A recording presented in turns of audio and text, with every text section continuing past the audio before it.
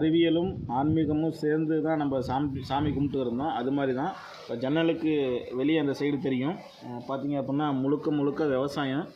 இப்போ இந்த விவசாய பயிர் வரக்கூடிய நேரத்தில் எலி தொந்தரவை கட்டுக்குள் கொண்டு வரதுக்காக வேண்டி தான் இந்த பிரபஞ்சத்தோடைய ஒரு விதி. பாம்பு அப்படிங்கக்கூடிய ஒரு உயிரை படைச்சிருக்கு. அந்த பாம்பு என்ன பண்ணும் அப்படின்னு பார்த்திங்கன்னா எலியை பிடிக்கக்கூடிய தன்மை இருக்குது. எலி தான் பிரத்யேகமான உணவு பாம்புக்கு. அப்போ அந்த மாதிரியான சூழலில் நம்ம ஆண் பாம்பும் பெண் பாம்பும் சேராமல் இருக்கிறதுக்காக வேண்டி அந்த புத்திர பால் ஊற்றுனாங்க. அதனால தான் பாம்பும் பிடிக்காது, முட்டையும் திங்காது.